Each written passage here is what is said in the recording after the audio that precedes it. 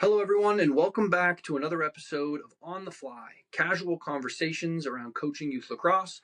I'm your host, Martin Bowes, and I'm excited for a brief but I believe to be powerful episode. I was able to have an interview in person with legendary football player and coach and leader Tim Brown. Tim is one of only 10 individuals in the history of football to both be the Heisman winner and also make it to the NFL Hall of Fame.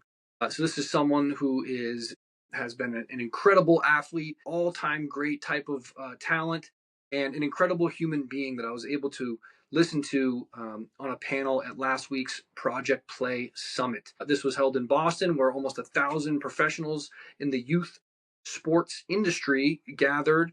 And luckily, I was able to connect with and have a brief interview with Tim Brown.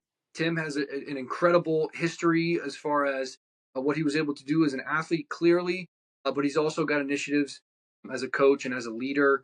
And so very, very excited to share this conversation with you today. I think you'll get a lot out of it. I know coaches are very busy this time of year, especially youth lacrosse coaches. We're in the thick of things. So maybe this is a brief episode that you can enjoy quickly. And we thank you for coaching and enjoy the conversation. I have a Tim Brown Mentor Mini Camp that I do every year, but I've been doing since '98. Okay. So that's coming up, and matter of fact, next week is coming up next week. So look, I think even at that level, the coaches have to be able to show that they care about the kids. Yeah. You know what I mean? That it's not. I mean, yeah, the team is great, whatever, but you care about what I can do, what I can't do, and you're not going to put me in a position just because I'm a number. You're gonna, and I think that's sort of going by the wayside at this people. These coaches are, most of. Hey, nice to meet you, Bill. So I play. You good? You're good. You're good. Yeah. Legend. All right, brother. Appreciate you. Yeah. To be honest with you, because the ones who know get it, but if you don't know, how you gonna know if you don't get it? That's right. You don't get it, you don't know. Let's say there's 20 or 30 kids on a team. Some small percentage of them are like really knowledgeable in that sport, right? Some percentage of them are there because their parents dropped them off for daycare that day. Right. How do you as a coach cater to that kind of scale of like bought-in factor, right? Where like some kids are going to be causing problems if you're not on top of them the whole time. And yeah, just any thoughts around that? That's pretty tough. Yeah. Because when you have somebody or two kids taking up the majority of the time because you're dealing That's right. It's problematic, man. And, but That's right.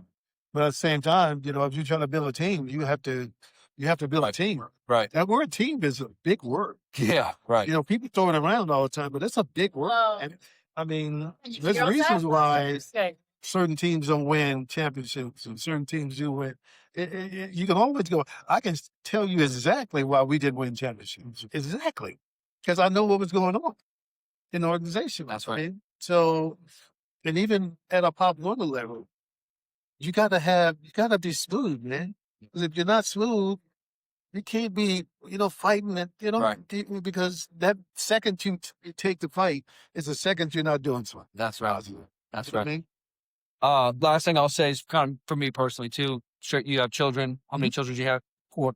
So, gotten to where you've gotten to as an athlete and as a coach and as a leader, how do you manage, giving them the support that maybe you think that they need as well, but while also simultaneously like not creating that like dad coach dynamic of, you got to be doing this and that, and all of a sudden they're not listening to you. Like a lot of dads deal with that. Any thoughts around that? Yeah, look, I was pretty good at it because my dad was good at it, right? Mm-hmm.